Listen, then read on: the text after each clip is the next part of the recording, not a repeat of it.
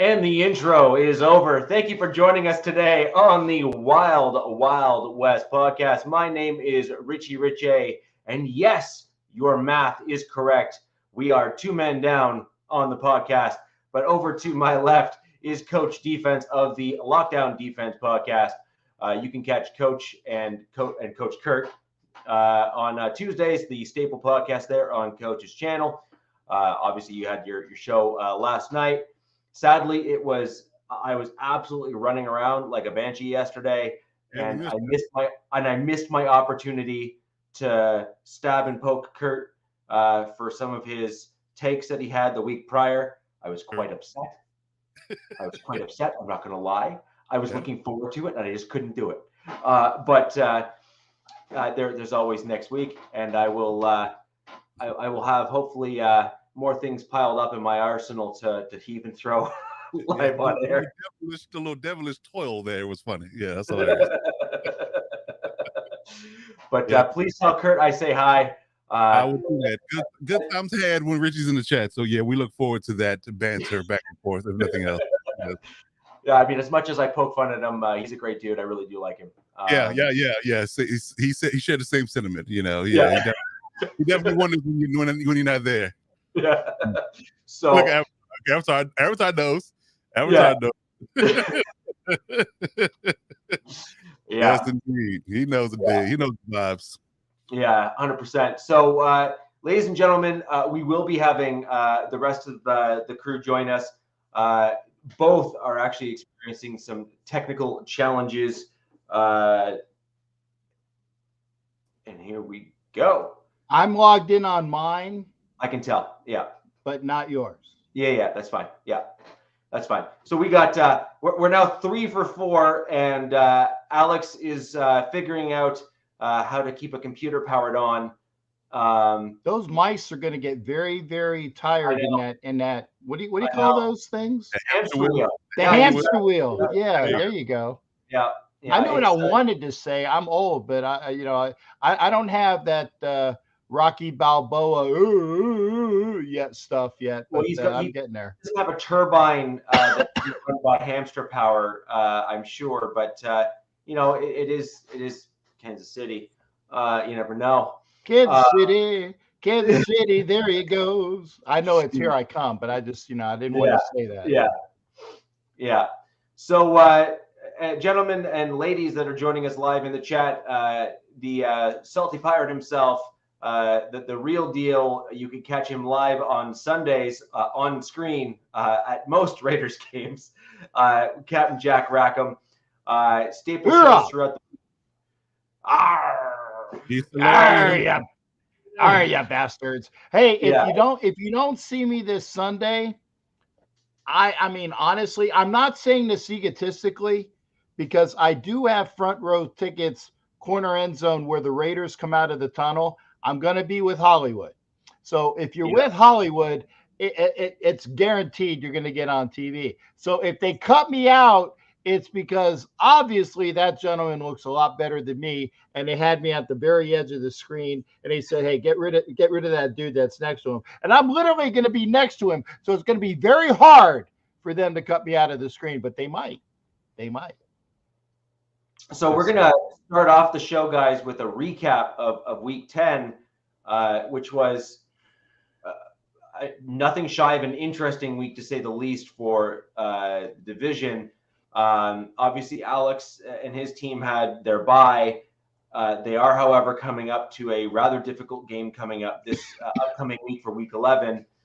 And Coach, your team went up against a pretty solid team in the Lions, which I know you and I both have tremendous respect for Coach Campbell there. So, I mean, as much as I know you guys didn't come out on top in that game, the same time, you at least lost to a formidable coach that has his team, playing at a really high level this year.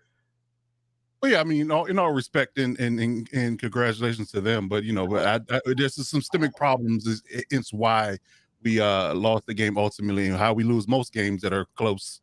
But we'll get into all that, before we get through the intro. We'll get into all that. Yeah. So lots to get into, lots to go into today. Breaking down a few of my thoughts on the Broncos game as well. Some of them you're going to like, some of them you're not going to like, and that's fine. Welcome to life. So we're going to go ahead and move on to go right into your team, Coach. Just the Lions. I have some ties to them. A few diehard Lions fans, and I also happen to just really like Coach Campbell as a coach. So I loosely follow. Love that guy. Love that guy, man. He is like, when they say, hey, what is a football coach supposed to look and sound like? His picture is somewhere within like the top 3. You know what I mean? Like, just how he presents himself and how he motivates his team is exactly what you're looking for in a coach. So we have a popular term on Sports Talk that is called MOM, mover of men. You know, you can surround yourself with all the analytical people, all the X's and O's guys that's on your staff, but at the top, who's the leader of the ship per se, definitely needs to be a mover of men if you want to get anywhere in life. And I think you can see that in certain cases. The teams that overachieve don't necessarily have the talent. They're not, blowing people's, doors off as far as their offense or defense, but they just win both ball games. And that's indicative of how mover of men do. I mean, and I hearken to Mike Tomlin being a complete utter mover of men, because again, we still question and check our head of how they win ball games, but they just do. And he's never had a losing season, and he's right on the par again to have another winning season, no matter what they do in the playoffs. But then they're just mover of men, and they just get things done, and people believe and they buy in, and they go with the game plan, and they don't deviate. And that's what you need. I agree. There's certain coaches that are just those guys, you know what I mean? Like they're that mold, and those are two of the coaches that are 100% in that mold. Yeah, I'll tell you one thing though, he better cash in now, because he's going to lose both his coordinators. The people are going to be hot on Glenn and Johnson's tail come into the season. I'm telling you, for a head coaching job. So enjoy while it lasts, because unless you got somebody that's the heir apparent in the tuck that's just as good as them, you're gonna lose those guys. I promise you that, because I promise you Ben Johnson's gonna be somewhere. I'm hoping it's LA, but that's a whole other conversation for another day. but I'm hoping that that he gets a job, and because it's much deserved. I mean, Ben Johnson is just doing massive work with that offense for sure. And where's Ben Johnson from? A couple years back, if I got the same guy correct. It's a pretty generic name. Yeah, it is. I mean, a lot of Ben Johnson out there. A lot of BJs out there. Well, don't even that's a layup, man. Here's the top of the tennis thing right here, and not even, man. That was a T-ball. That wasn't a layup. He just put that on the tee. That was a T-ball. Alex, I love you, brother. I love you. That's so easy. Even I'm not going to take it. Okay. It's so easy. The easy button is right here for that one. Yeah. But what I was thinking of, since we are talking about Ben Johnson, I believe he comes from the University of Florida somewhere back a couple years ago. I can look it up, but I think he's from. No, he's a Boston College alum. He's a grad assistant there, exciting coach there. He was a Dolphins coach. That's how he knows Campbell. He was a Dolphins assistant for years. Then he became a Lions quality control coach, and now he's the offensive coordinator. Okay. So, that's his lineage. Okay, I've been wrong. I once thought I was wrong, but I was mistaken. Yeah. There you go. Okay, now I'll take that T-ball shot. Screw it. It's a lot of BJs going off around here as well. Okay, wow. And Ben's one of them. Oh, Lord. There you go. I set you up. Nicholas D. That's the crazy part. Yeah. But I think that he has to make do now, because again his coaching staff is going to be different, and he'll be dealing with what the Eagles went through this past season, how both coordinators had to be on the way out the door because they got a head coaching gig. So I think he needs to maximize what he can do with that team now, because again it's going to be different next year. But like I said, kudos to them. Get into the game real quick. I mean, if we're going to quote Shakespeare, thou dost sucketh when it comes to the Chargers at this moment. I love the reference and the twists. Thinks you protect too much as well. Yes, and it's particularly on the defense is where we suck it. So, and I give you this quick example. I'm sure people I've referenced this before, and I'll say it again that coaching married with personnel matters. And I think that's the biggest issue and biggest, most glaring problem in LA right now for the Chargers is that, and I'll use the example of the Browns. And I talked about looking at the Browns for the last 3 years. The personnel has been excellent. Yep. Right. They drafted well. They brought in key free agents to, backfill certain areas that they were missing. They were still trying to develop per se. Cool Kev, what's up? And they were still getting gashed. They were still giving up, plenty of yards through multitude of ways. They couldn't stop the run. It just was a dumpster fire. And then all of a sudden, you took a bold move and switched coordinators, and look what happened. Now they're top 5 defense overnight. And they got Myles Garrett. So but they had that helped. I know. My point is they had Myles Garrett. They've had all the personnel, but it somehow or some way has not worked. So the issue is you have to marry up a good coordinator with a good personnel group, and that's the issue we have with the Chargers at this moment. They do not have a good coaching staff on the defensive side that's marrying up with the personnel. We have one of the highest payrolls in all of football on the defensive side of the ball, and we're one of the last in the league on the last 3 years. And remember, you got rid of $30 million of that in one fell swoop too. And again, and this is going back to the whole issue of people using other people as scapegoats. I mean, I'm not going to sit here and act like J.C. Jackson is a game changer in any regard, because he's having his problems in New England now too with Bill. Back with Bill, so he was though when you signed him. So I mean, he was good. I mean, again, he was good.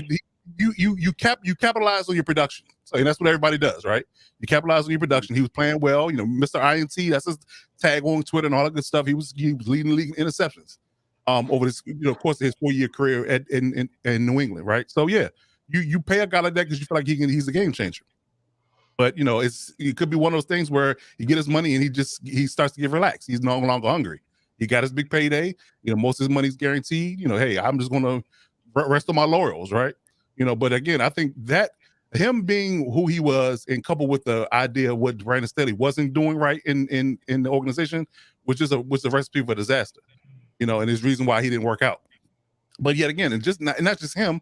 You got brought in Khalil Mack. You signed Joey Bosa to a rich bag. You signed Derwin James on a long-term deal. You drafted Asante Samuel. You brought in Eric Kendricks. I mean, the list goes on.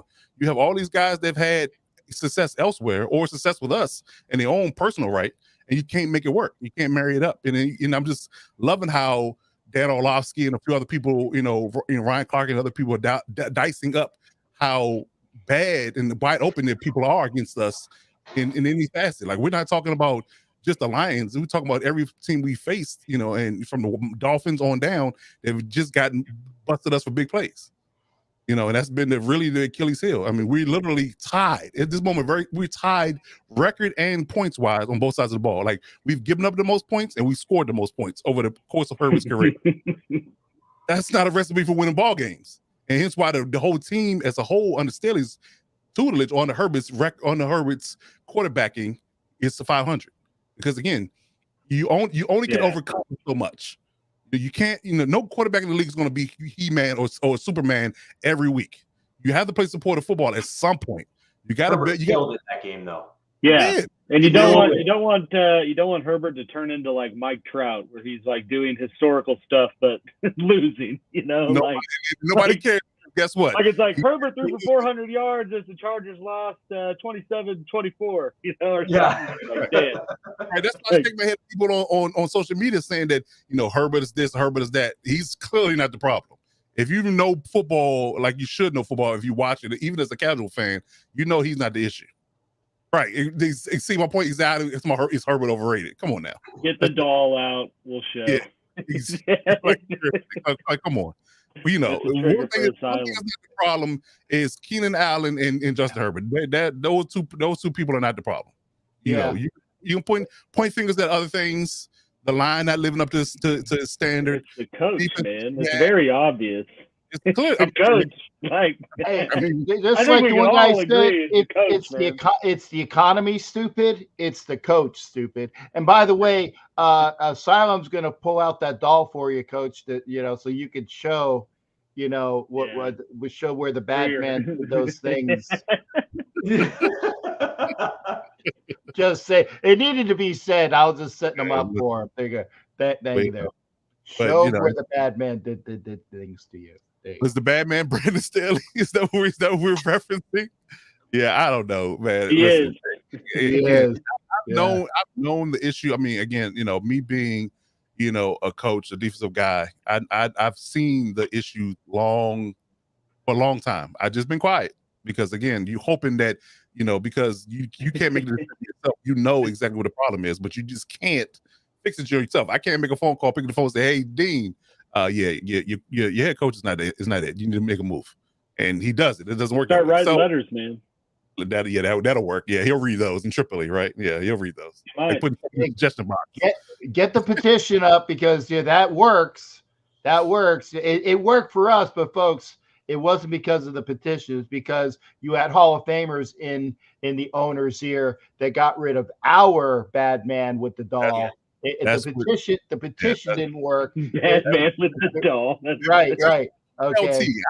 Maybe I'll call LT and Antonio Gates and get them on board. Then maybe we can get something to happen. There you go. If you get the right people, and by the way, LT played for the Giants. You're talking about LaDainian Tomlinson. There's only one LT coach. I got a crack on you on that one. I'm sorry. There's only one LT, and he played for the Giants. Who's 56. One severe drug issue. LaDainian Tomlinson was a fantastic Hall of Famer for the Garglers. Okay. They're two different things. Anyway, get Tomlinson on the phone, get Fouts on the phone, because God knows Fouts will talk somebody's ear off.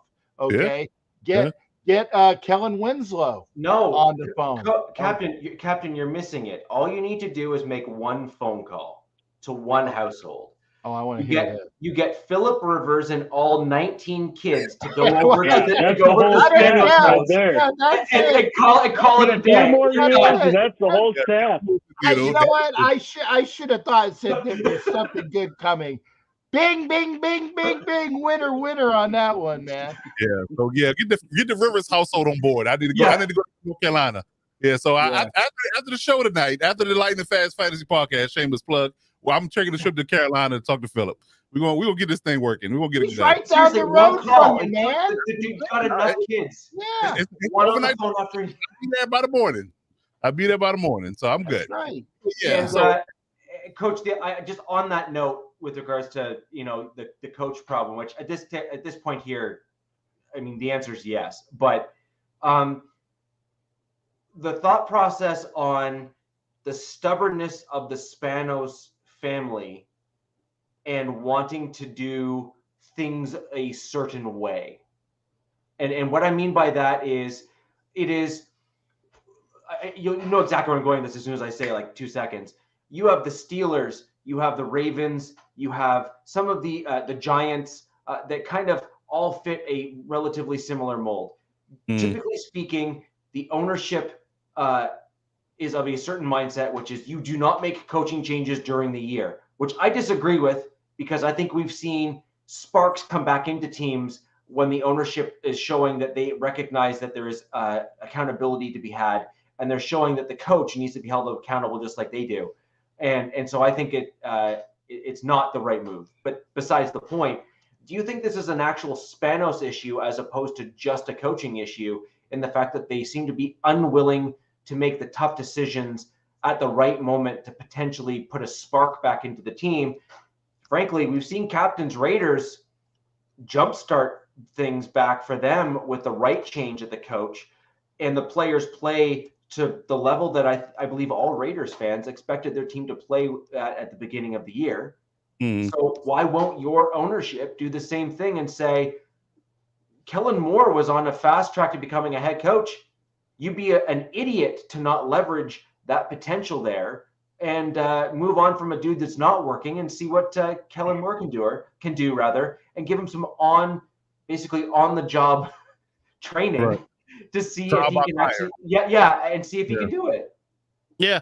Well, I mean, it's two ways you can play this particular scenario. When generally speaking, I'm gonna start by saying this. Generally speaking, if you feel like you have another guy or a potential guy in the room or in the building already, like, don't do what the coach did and go out and get Jeff Saturday. Don't do that. Right. Go out and get if you know a guy that's ready to go and he's on the staff and you feel like he can elevate the team, kind of like what Basacci did and kind of what Pierce is doing now to that point. If you know that if absolutely positively certain that you can give that guy a trial run and he can maybe give results, then it makes sense to do it. But when you talk about the Spanos family, they are more of the traditionalists, and I might argue that they are more so less, I don't want to call it meddling, but they're less involved, with the day-to-day. Like, they pretty much let the GM and people like that run the business, and they just kind of make decisions when they have to, kind of deal. So I think that the issue is that they've never done that before. In most cases, they wait to the end of the season, just to not rock the boat and kind of keep the vain hopes of, it getting better, turned around. And if it does not work, then they make a call at the end of the season, which I think will more likely be the outcome in this particular situation. But, again, you keep doing the same thing over and over again, it doesn't work. I mean, sometimes you just got to make a bold move, right? So, I mean, if you think if you brought Kellen Moore on maybe as a, kind of a side audition to the idea that he may be head coach material, then yeah, why not? But again, it just really depends on what their opinion on Kellen Moore is. Do they think that he's ready? Do they think he's not? It may be a advanced analytical thing to say that he is, he's a good OC, but we're not sure that he will move men, the way Brandon Staley isn't. And let's be honest. The issue isn't offense. We saw that on Sunday. The issue isn't offense, it's the defense. So you need somebody that's going to change that side of the ball, because let's be honest, by being that Brandon Staley is the play caller, let's say you let him go. You keep Derek Ansley and knowing that's his guy and he has the same similar philosophy. Do you think anything's going to get better? That's the biggest, most glaring difference. Like, Kyle and Kellen Moore would just keep the offense flowing, but the defense still probably be bad. Yeah, but I think you're going to have to hire Kellen Moore, or he's going to be gone. So I think you have to almost flip it and find a up and coming defensive mind, and let them prosper into the next crop of head coach. But I think if they don't hire Kellen Moore, he's going to be gone. I mean, with how successful they've looked, he's going to go somewhere. I totally agree. The move now is always to go for the young offensive guru guy. So he's got to get a job. I mean, look, Kingsbury got a job. I don't think here's why I dropped Ben Johnson's name, because I think if you feel like Kellen Moore is quote unquote tied to Staley in some kind of way, they have some type of working or personal relationship. You don't want to necessarily rock the boat by leaving Kellen Moore in place and firing Staley. Go out and get Ben Johnson. I think Ben Johnson No. You already got him on staff. The offense already works well with him. You're going to get rid of Staley anyway, or you should at this point. Like I was bitching about with the Raiders before, said you're going to get rid of McFired. Eventually do it this season and start the process early. You're going to get rid of Staley if you're smart enough, right? You got Kellen Moore on staff. Just kick him upstairs as the interim head coach. I know it's going to be a big thing for him, but don't let him walk out the door if you're the Chargers. And notice I said Chargers out of respect, coach, because he's on staff. Yeah. He's on staff. Don't let him go. I'm not opposed to it. I just, it's the whole dynamic. That gets into the argument about Eric Bieniemy going in with the Commanders, because I'm pretty sure that the Commanders are going to fire Ron Rivera at the end of the season. So does that is Eric Bieniemy a casualty of Rivera's staff being fired, or do they keep him because he technically came in before the new ownership group was even there? So it's the political game that you're playing when it comes down to the idea of who you like, who you feel like is a better fit, who we think that can be ultimately galvanize this whole problem of us being underachievers. So that's where it really lies. And I'm going to get into this tomorrow morning on my 30-minute lockdown show about the coaching decisions, because I'm seeing a lot of people buzz about Bill Belichick, being the heir apparent to the organization, which I think is a complete and utter mistake in its own right. But I think I've heard that Belichick is going to go down to Washington to be the coach and GM. It's rumored to be either or. It's really either or at this point. Or going to LA. Right. That's my point. It's the either or. So it's Washington or LA. But they're the two teams that people are talking about that he could just completely and solely flip and leave New England and go there. So again, I don't think it's a good idea. I think the game has passed Bill Belichick up by. He does. Look at all the draft picks he's done. That's my point. He's had that chance. Like they are in the dumpster, and it's not just because of Mac Jones. Like, exactly. Yeah. The best pass rusher is a guy from Grand Valley State. Like they lucked out on that. Right. He's going to want GM control, and that's something you don't want to give up to him at any point. I'll take that cornerback that they just got rid of. I mean, he's a natural Raider. Actually, I should say he's a natural Chief because he had gun charges. Did you claim him off waivers? Yeah, we claimed him off with waivers because hold on, Cap. Did you just try to? I had to. It was there. It was there. Didn't your first round corner literally get kicked off the team for flashing but on Instagram? But we got rid of them. I was going to say there were guys that are playing for the Kansas City Chiefs that had them in their trunk that still stayed on the team up until. We're just throwing shots now. Let's get back on schedule. Anyway, but yeah, we'll take him. Coach, I think that is hire a guy that is not only, a good tactician, a good interview, but a person that can really move the needle when it comes to players.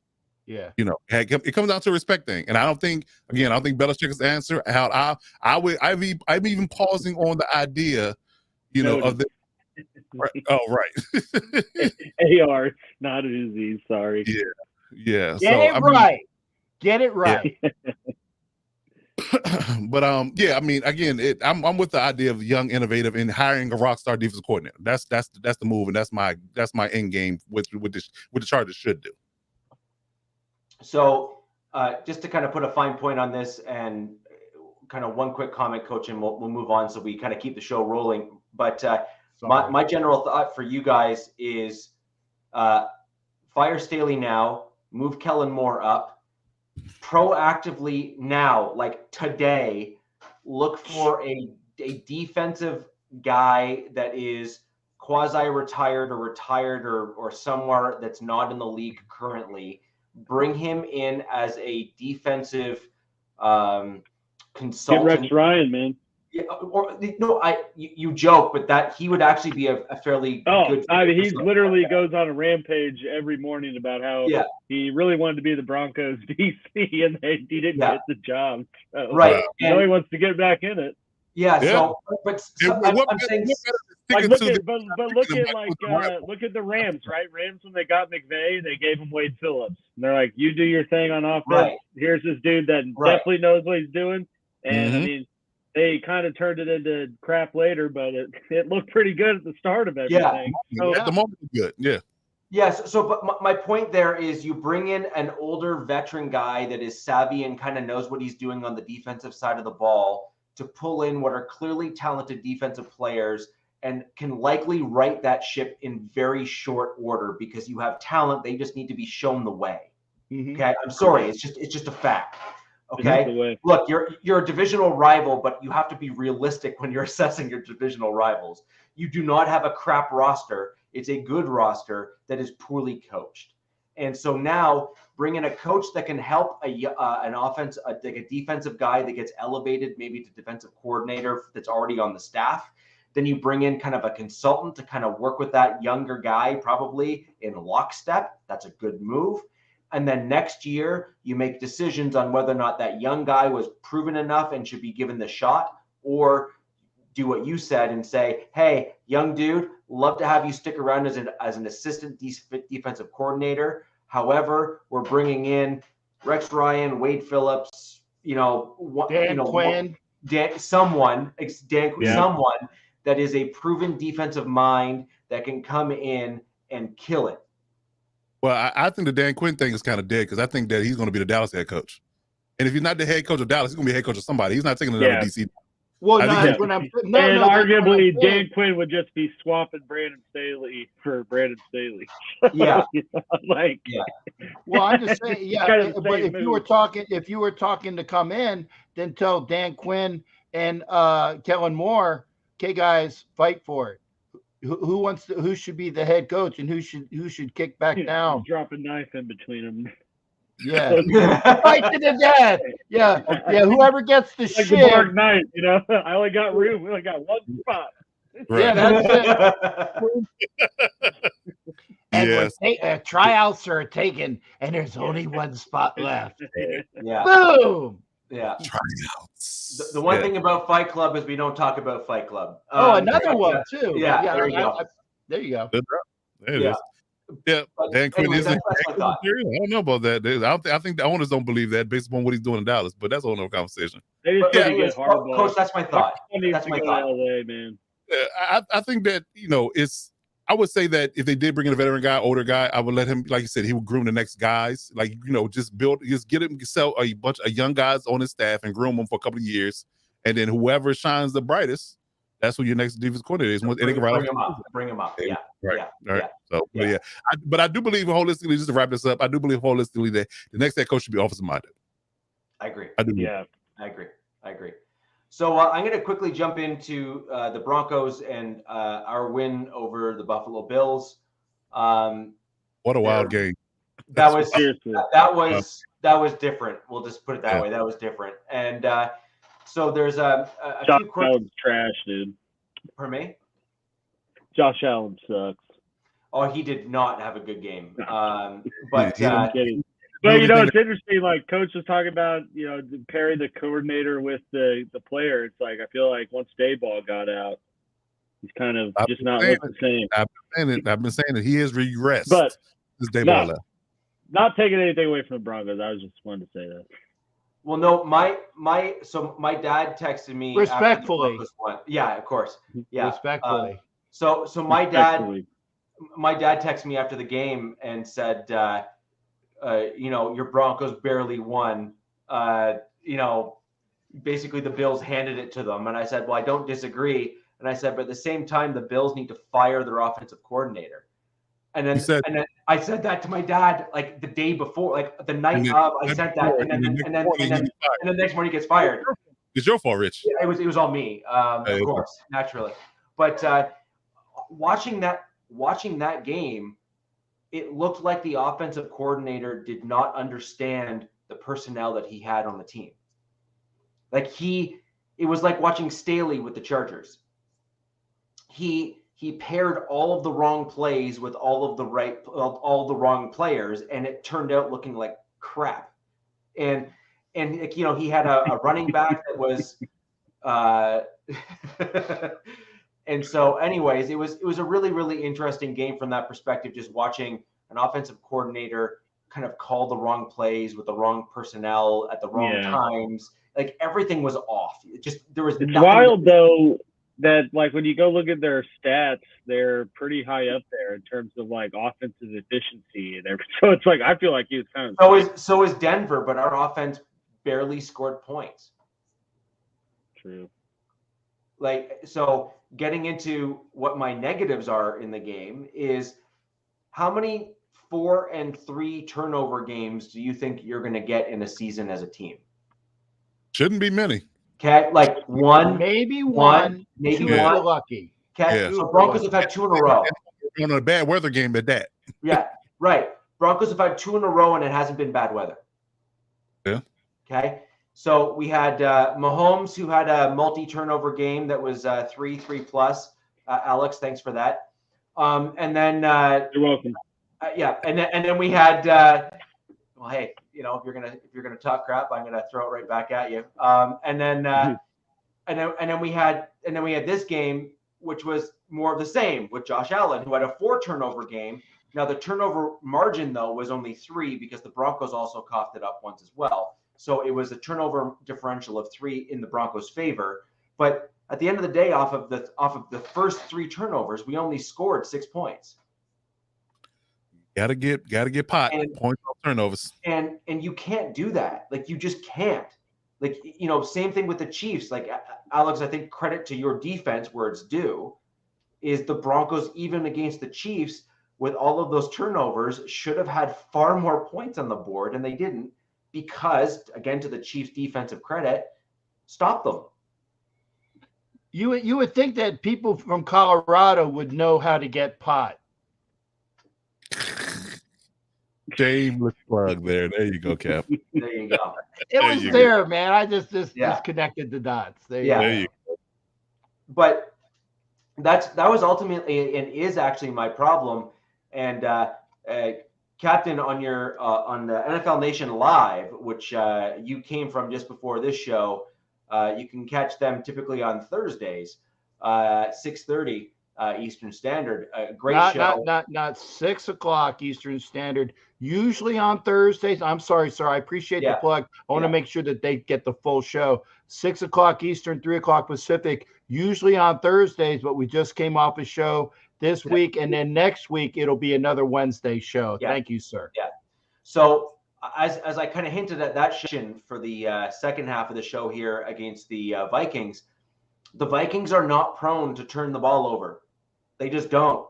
Typically speaking, they are a pretty darn disciplined football team. And so any of us that are playing the Vikings, I say generally speaking, so any of us that are then playing the Vikings are going to have to beat them outright by stopping them and not necessarily relying on turnovers, etc. And so what that ultimately means is that defense that is stalled out both in the KC game and, if you're going to be truthful, also against the Bills, which is the game we're talking about, the Broncos are going to have to do much better on that front. And that's ultimately what my biggest concern came from that Buffalo Bills game, which is 4 turnovers should have resulted in 21 points, somewhere in that range. And even if you give yourself 13, let's just say that you Sure. And like, how many did they get in plus territory too? I mean, I'm sure that if you get 3 turnovers, likely as you're getting one in the other in your red zone. If you're close. And on top of that, Alex, to kind of drive the same point home for me, as fantasy guys, which you can catch directly after the show, the Lightning Fast Fantasy Podcast with Coach Defense and the real Alex Gibbons. Smug. Yeah, Mr. Smug himself. Knowing stats, because that's what is going to drive a lot of fantasy football decisions, is to kind of see where those stats lie. Marvin Mims Jr. was named AFC Special Teams Player of the Week with yet another absolutely incredible special teams performance in the game against the Bills, who had us on multiple occasions on the Bills side of the field after the kickoffs and punt returns. Yeah, but he ain't doing anything else in fantasy. No, he did not. You got negative points, actually. No. Alex, you want to know the funny part about that? If, you can go and find the clip on YouTube and Facebook. He was signing stuff after the show for fans that were in the stadium, Broncos fans. And one of the fans said, "Dude, why don't you have any catches?" And he goes, "Because Russell Wilson doesn't throw me the ball." That's true. Oh no, like it was like he only throws it to Cortland Sutton. Yeah, exactly. So, but anyways, the point being, Alex, and this is Captain and Coach, this goes exactly into what my point was. So in addition to getting turnovers that were on Buffalo's side of the field, so again, in plus territory, as in the right half of the field to ultimately score points, we also had a punt and kick returner who was getting us on the Buffalo side of the field after returning the ball. Yeah. So all roads should point you to basically having a blowout. And I mean, just blow the doors off your opponent. And ultimately, we won, but it wasn't just, it wasn't a blowout. It was like a barely win. Last minute field goal. Like, you shouldn't be at that point when you're at that point. Like, you just shouldn't. And that is ultimately what my problem is. To dovetail this and put a fine point on everything here, I have to give absolute credit where credit's due. Vance Joseph and Sean Payton have collaborated and made absolutely stellar player personnel decisions to remove players from certain positions on the defensive side of the ball. And this is exactly what Coach was referring to when he was talking about the right coach with the right players and the right scheme. They have made the adjustments, put in McMillan, put in Morneau, and paired them alongside PS2, who is a stellar talent in his own right, one of the best cornerbacks in the league, if not the best cornerback in the league, depending on metrics and what you're looking at. Just a great personnel move. And in addition to that, we're seeing linebackers like Singleton, Jewell, and Sanders get rotated in the right moments to help growth and actually get that position group looking a lot better as well. Overall, generally speaking, credit to Vance Joseph, who really started off the season not looking great and was given the flexibility and the roster decisions in order to get guys that were not doing well off. Y'all ready to hang Van Joseph out to dry at the beginning of the season. now I was one of those guys, because if you don't make the changes that we made, in my opinion, that's a coaching problem, right? Like, if you're not doing well, then move other guys into those spots that are not doing well and see if you have better guys on your roster. And again, as I said earlier, to their credit, both Peyton and Joseph, to their credit, they moved different guys into those roles. And ultimately, our defense has had almost 4 weeks of not only the last 2 weeks really have been absolutely excellent play. And the week before, you actually saw that first step and that first improvement on the defensive side of the ball. So credit where credit's due. How much of that do you think is due to, obviously, like going from Evera, right, was a Fangio guy. Then you bring in Joseph, who's a little bit different scheme wise, you know? Yep. So how much of that do you think was just the normal brunt of, like, kind of basically totally flipping the script on how you played defense and approached it? I mean, if for returning players, you know, and it's just kind of the meshing point. Because, I mean, I always thought from watching the Broncos at the start of the year, at least on the offensive side, you're like, well, you could just tell, you know, they probably got really bad habits on stuff from Hackett and that whole debacle, that Peyton's come in and is going to want to wipe the total slate. So you know it's going to take time. And I imagine the same was on the defense. And I'm just curious if that's kind of your thought with it, or if it was more just personnel change in general, or what? Both. So I still have some issues with some of the current personnel on the defensive side, and quite a few issues with the personnel on the offensive side still. So since I was just talking about the defense, I'll talk about that first. I still think that we have certain guys that are looking really good in certain situations. So, for example, Justin Simmons in certain situations is looking really good, like elite, right? But then on the flip side, you have him in other situations where he's awful, like literally awful. Like, I'd say the only thing he's elite about is getting interceptions. You're right. So it's like, I have all of these interceptions, and it's like, if you do it right. Right. Yeah, I mean, he's got 30, like 31 or something. Right. Ridiculous. That's the problem. You have all these interceptions, but then it's like, well, how many big runs did you give up because you didn't tackle properly? How many big plays were thrown over the top where you were supposed to be the safety that circled back and behind, but you weren't quick enough to be there? Like, the problem is that it's like a hot and cold, and it's extremes on hot and cold with him, I find. And the really good is at the top of the NFL. The really bad is literally right near the bottom of the NFL. And so a lot of Denver Broncos fans want to only hone in on the really, really good, which, fine, fair enough. He needs to get credit for those things. But you have to factor in the really, really bad too, and you have to then average that out. Am I saying that I think he's absolutely awful? No, but what kind of player are you wanting from that position? And more importantly, is it worth $15 million a year? However, he is playing much better in a Vance Joseph system now, generally speaking, than he did in the Fangio system, because in the Fangio system, you're meant to read and then run. So if a guy is slower, which Justin Simmons is not the fastest safety on the field, having to read and run can often put you behind the 8 ball because you can't make up that speed difference between a fast wide receiver and yourself. So Justin Simmons is actually being put in better positions because of the Vance Joseph defensive scheme. However, I still think that if Caden Stearns can stop getting injured, please, that he would slowly overtake snaps and really start to get, push for that starting role, and we start to see some interesting rotations in the Broncos safety room. On the offensive side of the ball, though, I completely agree with you, Alex, which is you got to learn how to win.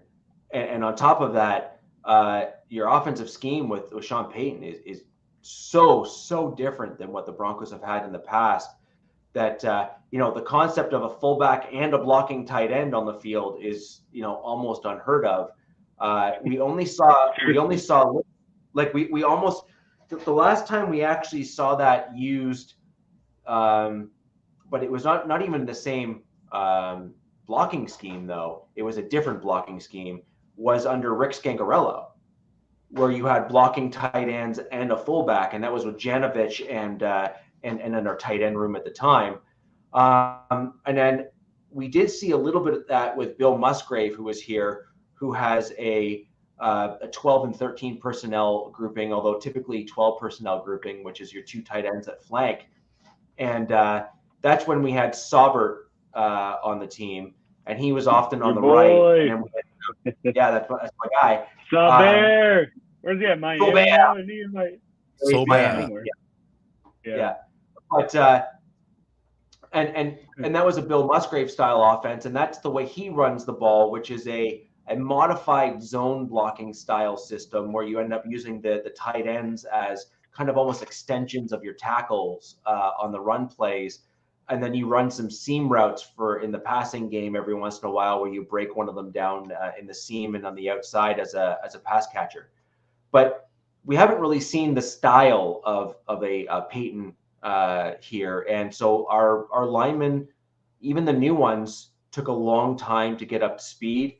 And frankly, a lot of them are showing that they didn't really fit the scheme. And I blame that on my front office for the Denver Broncos, who I am still of the opinion that they need to all be fired. Yeah. So, there's that too. So, like I said, there was really good and bad that came from this game. And I'm actually really looking forward to really digging into the Vikings game coming up, because I think we can tie the Bills game and the Vikings game together pretty neatly and start looking at some predictions. So if anyone has any questions as to why I feel that way, or would like to tell me why I'm wrong, please comment down below. Really interested to hear what you have to say. And I really appreciate those that actually want to justify why they disagree with me, because I think it's really, really interesting to kind of have that type of nuanced volley discussion about football. Captain, over to you, because Alex, congratulations, you didn't lose. So that's great. Yeah. And Captain, over to you, and we'll talk about the Raiders there. Yeah. Well, first off, like I said, make sure that you leave your comments if you're watching live, or if you're watching this on Memorex, because again, it gets the algorithm up for all the folks that are here. So if you're watching on YouTube, whichever channel, on either MHRT Network or the Lockdown Defense, or my channel, or Alex Gibbons' YouTube. Oh, I'm sorry, that's right. My channel. That was easy. That's why I just did it right into that. But again, appreciate the comments, and live or also after the show. Getting back to the Raiders game, and again, I wanted to see if the Raiders were going to play a game that was not just an emotional, uplifting first game out of the box for an interim head coach, and it was as tight I can say a lot with the. I could use this analogy all day long as far as tight. It was a very tight game. I'll just tight leave it butthole. at that. Tight. It was tight. Like a Toiger. Yeah, it was tight. Game in the first half where, field goals upon field goals again. Raiders go up 3. Then the Jets come back with 3 field goals, which is a testament to the Raiders' red zone defense, which has been clicking since the Detroit game, Detroit, where they have been making sure that if you're going to be going down into the area where you expect to get a touchdown when we're holding them to field goals, that's a good thing. So again, the Raiders' red zone defense is probably so much better than people would have imagined. 9-3, then 9-6 with the Raiders having a kick at the end of the first half. Then it gets interesting. And I said before, and I'm not sure if I put this on record or not, but basically when you have a defensive struggling game like that, whoever gets the touchdown usually is the team that wins. And sure enough, the Raiders got that touchdown eventually with a, lo and behold, a pass to the tight end. Mayer, the 2 rookies getting it together, O'Connell to Mayer in like a jump ball in the end zone. And what really upset me about that is it was at the very start of the fourth quarter, and they had just flipped the field. So if they would have done it at the end of the third quarter, it would have been right in front of me. No, I wasn't that lucky, So the guy that was sitting next to me gets the Instagram video of the touchdown happening when it should have been right in front of us. But hey, doesn't matter. It was the touchdown that counted. Okay. And again, the Raiders defense comes and plays. Again, they win the game because the Raiders offense was that much better than the Jets offense, because the Jets defense by the end of the game was just tarred.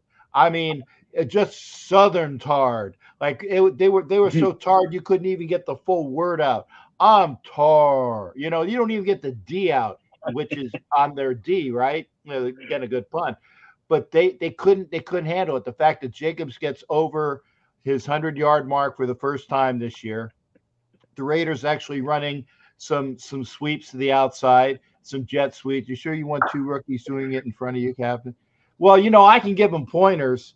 I'm just saying, There we go. If we're gonna go there, right. Asylum, we're gonna go. Okay, what you should do there to get your technique right. Anyway, but the one touchdown wins, and it was on us. And then, but 2 more things, right? Thank God for Robert, aka Mickey Spillane, who was the defensive player of the week for the AFC with his 3rd interception. What should have been the no shit, this game is over interception, but the Raiders still gave the Jets an opportunity at the very end to try to win the game. Your defensive player should have been Tyler Conklin. He deflected that pass at the end. Well, but see that was the other thing, right? Is that once more into the breach, my friends. We're going to be quoting, because you were saying sucketh. I'm going to throw some real Shakespeare out to you as well. Once more into the breach, my friends, because it came down to the very last play of the game. You have Wilson roll out, who's probably about this close to being decapitated by Crosby and a couple of the other folks on the crew, right? Gets the ball off into the end zone, and somebody just swatting it back at the very end over Wilson, because Wilson almost had that catch. And I didn't see what the hands were that popped it out of there. Yeah, definitely smug for smug. I had that with Sarah in mind. Yeah. And by the way, Mike Sarah is from Misery, just like you, big guy. I know, he's a St. Louis guy. Yeah, that explains his hatred. Right. That he's a Misery just like you. So there you go. But a win is a win. And it's such that now you got to see that the Raiders could beat 2 generally bad teams. But now comes the stretch where you have the Dolphins. Kansas City comes to town, a bye week, and then you have the Vikings the week after. This is a rough stretch. So we can see what we got going on. And then you got the Garglers on a short Thursday night after the Vikings. So these next 4, okay, will tell tale of where this team can be. And again, until you get some more wins in your craw, and again, the Raiders are at 5-5, which is not bad. You get a couple more wins in the belly, you can actually possibly start looking at words that begin with P and end in off. Okay, but until then, you need to play the game. Well, you can be pissed off as well, but a good one there, Coach. Yeah, not bad. You're paying attention. I'm glad, because normally when I'm talking, you're like, oh, Jack's talking. But there you go. But again, one game at a time. Wake up, Richie. I'm not quite done yet. I'm almost there. Okay. But it's better than he normally does. He only gets up and walks off when you're talking, Cap. So that is true. I've noticed it. Yeah, I gotta get my drink out. I gotta go whiz and get but I'm out. Yeah, I'm out. But there you go. Raiders in Miami, Jerry Lopez and the crew from South Florida Raider Boosters, along with TNBC, along with the Black Hole chapter. We're going to be partying all weekend and hopefully having a good game to watch on Sunday. I'm not saying anything other than that. I want to see a good game. I want to see a Raider team that is competitive with the Miami track team. And as long as I get a good game, I'll call it a win, even if it's moral victory. I'd still be looking, Cool Cav. Labatt's hasn't been Canadian in I don't know how long. He's still Canadian. No, well, yeah, not even in spirit at this point. They're just, yeah. Anyway, so question for you, Captain: how is your run defense? It's been gashed at times, just like a couple whores in Tijuana, but no, throughout the down. Gas. There you go. I mean, against the Bears were running on us a lot.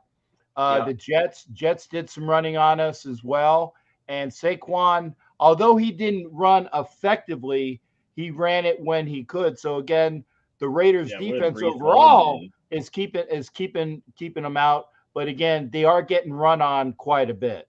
They are getting run on Brees Hall pretty well. Because that was Brees Hall pretty good. Yeah, because that was really how the Dolphins were able to rack up so many points when they played us, which was they not only did they have the track team, but their running game was and A-Chain's coming back. I really hope. A-Chain is one heck of a We'll talk about that in the Lightning Fast Fantasy podcast. Yes, a selfless plug for those that play fantasy football. You'll get your best information on the Lightning Fast Fantasy podcast. Yeah, you keep doing ads like that, we got to put you on payroll. I'm expecting a kickback, mofo. Like there you go. Yeah, he's a kickback. We're just working on this Buffalo Wild Wings deal. So, then we'll possibly get a tease your way. All right. You're right. Exactly. So, G.A. Pedro, I'm gonna cover that off just once we move on to the KC game here, and we touch back with the captain on your Dolphins game. But there's a few things with the Dolphins offense that I think may cause some challenges, not just the track team, but the run game and how you have been susceptible to it. And Mike Gesicki is not somebody to sleep on either. No, he's not. They have like 3 dudes that are all complimentary in terms of running backs there. Mike Gesicki's not in Miami anymore. Okay. See, if you would watch the fantasy broadcast, the Lightning Fast fantasy broadcast, you would know that. That being said, their tight end is still like a large white dude. I mean, it's pretty much the same. Mike. Smythe. Mike Gesicki. Okay, yeah. See, Jerry Lopez knows that because he's in Miami. I apologize. I did see him the last year when the Raiders played the Dolphins in the preseason. And even though the Dolphins are in my state, I don't really give a flying foxtrot about them other than the fact that they're winners. So again, but yeah, you still got to cover the tight end, which is something the Raiders have a problem with. I don't know, when some tight end can get 20 yards of total offense with 4 touchdowns. I'm just saying it's happened in the past. I can't remember who that guy was. He goes out with some chick that's pretty well famous. I don't know. Yeah. 20 yards total offense, 4 fucking touchdowns. Ooh. Well, I really feel that's just one game. I'm sure there's others where I'm really sorry. That was a slip. I mean, seriously. Yeah. Anyway. I called it a Floridian slip. We're good on Twitch now. Twitch is good. So, Alex, we've covered all our previous games. We've hinted actually little dustings in of the games that we're going to cover in just a moment. We're going to start with the game with the Chiefs. Let's hear your take on the upcoming Chiefs game. Concerns and also the things that you think are going to be strengths. Get it right though. It's the Eagles. The Eagles are coming to town. You got to say it correctly. No. The Eagles. Kind of like let go my ego. The Eagles. That's the way it is. Where do you get all these? That's how they pronounce it in Philly, man. One day you just kept saying Steelers. It's the Stillers. Yeah, it's the Stillers from Western Pennsylvania and the Eagles in Philly. I know these things because I lived in Philly as a kid, brother. I'm telling you. There it is. Now we know. Now we know. I just gotta say that. Just say that. But yeah, I mean, this is probably not even being smug, but probably the game of the week. Being it's the Super Bowl rematch. Ain't no problem. No smug there. That's true. That was for this Monday night for a reason. I feel like if I don't preface it might be smug, he's gonna tell me it's smug. So I just want Mike to get Sarah, where are you? But you don't. But we got obviously Super Bowl rematch. Eagles are riding pretty high, 8-1. It's the number 1 NFC team versus number 1 AFC team. I would imagine this probably ends up being like the highest rated Monday Night Football game of ever, because I feel like every week there's some metric that comes out that game was the most watched ever or something. So I'm sure it's going to be, obviously very hyped in that regard. I think what it really boils down to, though, is, you have obviously the Eagles offense. There we go, baby. Eagles offense is ranked. I don't think they're number 1 in a lot of categories, but they're certainly top 3, and obviously really good at moving the ball, running the ball, or at least pushing someone forward for a yard. They're very productive offense. So you have, that narrative with the Eagles versus Chiefs defense, which has continued to be elite. I mean, they're literally second in the league in points per game, giving up around 15, 13th ranked so second in points, second ranked in sacks, basically where those metrics you thought would have been on the Chiefs offense or Chiefs defense. But week in and week out, they've continued to display dominance and shown an ability to take an offense's strength and just totally take it away. So, that's obviously the overarching matchup here is, can this Chiefs defense continue to do what they're doing and take away, how the Eagles have been elite to this point, which has basically been A.J. Brown. Can they take that away and, give the offense enough opportunity here to hopefully coming out of a bye, change some things in terms of the productivity with putting points on the board. I think to me, honestly, this game I think it's going to be a close game regardless, just because of how hyped up it is. And I mean, the way Chiefs defense is playing, and I don't think it's going to be a blowout one way or the other. I think this is kind of the catch-all point or the cannon moment, if you will, for the Chiefs offense. Because if they don't figure anything out in this game, then I mean their identity is what it is at this point, and you're not moving the needle any further after week 11, and it's just going to be ride the defense while it's hot and hope that they can stop you enough, or stop enough to get where they want to be. So I mean, like I said, big game for the offense, because I mean Eagles defense could definitely give up points and yards. That's been very apparent, and especially in their last few games going in shootouts with teams like the Commanders, and I don't know who else they played in between that, but lost to the Jets, gave up. So I mean there's vulnerabilities on the Eagles offense, but I'd say that's more in the secondary than definitely up front, because their up front is just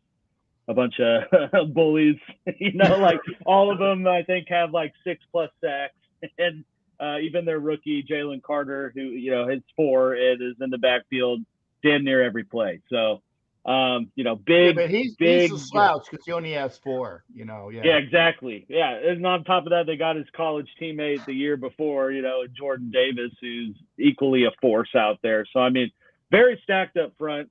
Huge game. I mean, huge game for the offensive line. But I mean, looking at I'm trying to I wrote it down somewhere there. Yeah, Eagles are at 30 sacks right now, so they're 4th in the league in sacks, 3rd in QB hits. Chiefs defense is basically they're right there in the same metrics of that. But the caveat is Chiefs offensive lines hasn't given up the least amount of sacks right now, and I don't think anyone's given up more than 2. It's a pretty good place to be at. Switching tackles and all this other stuff. That being said, I don't think they've really played a unit that is basically elite across the board, like Philly is. So, I expect to see a lot of, I think a big key would be to come out strong with Pacheco, just commit to the run, hopefully gash them for some plays, and then that'll ease up the pressure. But I imagine what they'll do is probably something similar in the Super Bowl, like a lot of short screens and quick game, just to kind of disrupt the flow or just how they pressure the QB. So, I mean, huge game in terms of the trenches, just on how the teams match up. But really across the board, both these teams are like neck and neck in terms of where they rank. For the offensive woes of KC, they're really only bad is they're 13th in points per game with 23.1 and tied for 3rd in turnovers at 17, which is, I mean, we're at an unrealistic or uncharacteristic place at this point of the year of how the offense has protected the ball, and how Mahomes has protected the ball. And I think that ultimately boils down to the lack of trust in receivers. And there's certainly been points where they've played teams and they've made Kelsey totally irrelevant. And then it's been really hard to find that 1B identity to open Kelsey back up. So I don't know. That this is, like I said, is the make or break moment for me if there's going to be any sort of progression in the wide receiver room. I think it's got to come out in some facet in this game. Outside of, like, I think I've said every effing week now, like, Rashee Rice is the only dude that's really worth a while, and no one else has really contributed. So, someone has to step up big time in that regard, because, it's going to come down to, final play and who can make the big play at the end, and in the Super Bowl, you saw like unsung heroes like Sky Moore and, Sky Moore and Justin Watson making crucial catches or even catching touchdowns. And I think you're going to need something like that in this game as well, and hopefully kind of build off of that. But all that being said, though, I do think that Kelsey, you see a much better game out of Kelsey this time around, especially just how the Eagles defense, they are giving up 130.5 rating to tight ends and 6 touchdowns on the year. So, based off of how Miami went and coming off a bye, and Kelsey was kind of banged up going into the bye, I do expect a much a much bigger outing from him, and I think that but remember he got some banging done in the bye week himself. So yeah, that's how you get right, though. And I'm sorry. now he's in some songs. That was the lob. That was the T-ball right there as well. So I got to take it. Alex, I do have one question for you in this game. Seeing how your team did against the run, which was a bit of a struggle when you played the Broncos last, I think it would be fair, if we're going to be just completely honest, that the Eagles are likely going to be looking at that game film. I mean, they've had a full week to do it and then really dig into it, right? An extra week, basically. I think they're going to run a lot on you. So I actually think that what it's going to come down to is can your defense get better against the run against a Philly offensive line that is typically pretty good? Yeah. No, I mean, the run's definitely going to be a big component of this. But I mean, with that being said, like last week or 2 weeks ago, I guess, against Miami, they gave up 7.1 per carry to Mostert, but still ultimately only gave up really 7 points when you think about it, because Mahomes fumbled the ball in their own damn red zone. So, it's at least in that regard, in terms of the run, it has been, I guess, the crux or the weakness to this, I think this defense being, up in the tier of like how we're talking about the Browns defense right now, versus just being like, damn, Chiefs defense is kind of good, is the fact that they do get gashed at the run. But I mean, up to this point, it hasn't been, I'd say, like a red herring in that, it's been anything bad. Like, they've been able to bend and not break in that regard. Obviously, Eagles, I mean, up there in terms of their rushing prowess. But, I mean, Miami going into that game was the number one rushing attack in the league, and I don't think it was close. And they at least had the game plan to slow that down to some regard. Or like I said, bend, break not with that. But, with that being said, the Eagles' offense or rushing offense this year, in my opinion, is not necessarily as potent as it was last year. So I do expect them to run, but, up to this point, they've been able to at least maintain that enough to obviously be in these games. So, I know that there'll be at least a few brotherly shoves or whatever the hell we want to call that. Yeah. Philly tush push, baby. Outside of that, I think the biggest thing is going to be containing AJ Brown, because I mean, arguably, I think he's at the midpoint of the year, like definitely an MVP caliber type talk with what he's doing. I mean, he's averaging basically 8 receptions a game, 112 yards per game, and has 6 touchdowns, up to this point. So I mean, that being said, I think that is the bigger thing that you need to contain or stop, and make this it has to be a Devontae Smith or someone else, because mind you, Dallas Goedert's also out of this game.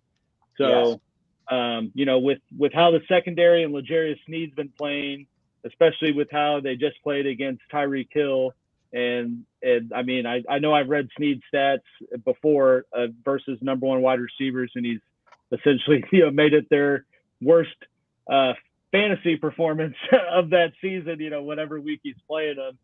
So you can hope that he kind of continues the hot streak that he's been on, shadowing these number one guys, coupled with the way Spags is game plan, the pressure with I mean, I'm sure giving them coverage help in these areas to negate their highlight of their passing attack is, to me, the biggest winning factor for KC in this game. I think that will just make everything a million times easier, because you're forcing Philly to find a different option when they're limited in some regard. While also, having to rely on Swift, who outside of a couple weeks hasn't been, the week in, week out RB that they hoped they were getting. So that's the way you beat really good teams, is you force their usually good players to be non-factors, and test how good are you, like how deep are you, is can this other person be the guy to get you over the hump. So, I mean, that to me is the biggest factor in this. Do understand that, Philly's going to be running the ball and probably be successful at it at times. But so far this year, the defense has been playing well enough that it hasn't been a huge factor outside of that Broncos game.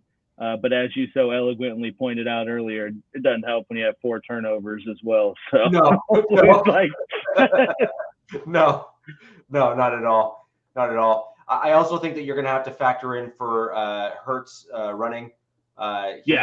He's quite. He is banged up right now. He's questionable with the knee, and I know he got, but there's no way he's not playing. No. And so that's certainly an element there, and as coach can attribute and certainly agree with, when you have a quarterback that has the ability to kind of make you pay for, maybe going back into coverage and leaving those first 4 yards open, that kind of stuff, that can change Spags' defensive strategy, which would then in turn open up run lanes, or allow that, Brown, for example, to then have a one-on-one matchup and kind of burn a dude. Like that's exactly the type of offensive strategy that can force a defense to change, and then, like that, the game changes.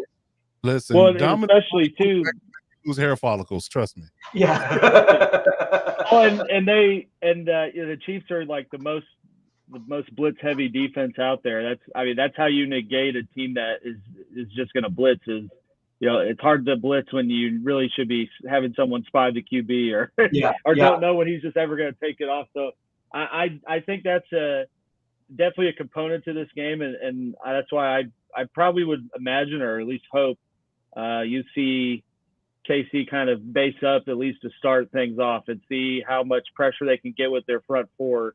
Because right now they've got 3 guys with 5+ sacks. Karlaftis, the sophomore, is leading things with 6.5, and you got a Minihue just still kind of getting into the fold. So ideally, with how that signing went, at some point they'll get to a point where they don't need to rely on blitzing as much as they have been, because all these guys are going. But that being said, Eagles' offensive line is equally as elite as the Chiefs is. I don't know how many sacks they've given up, but I know Malata, the left tackle, has given up 6. I don't think anyone else has given up more than 2 or 3.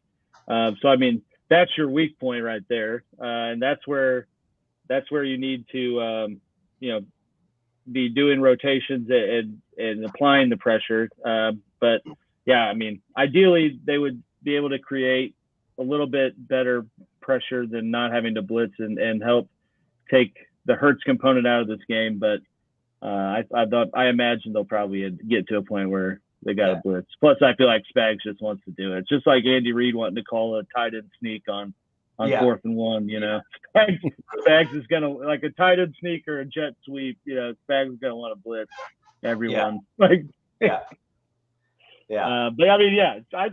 going to be a good game either way. I didn't know that this is the first time we've had I thought they did this every year, like the Super Bowl rematch, but I guess this hasn't happened since like 2017.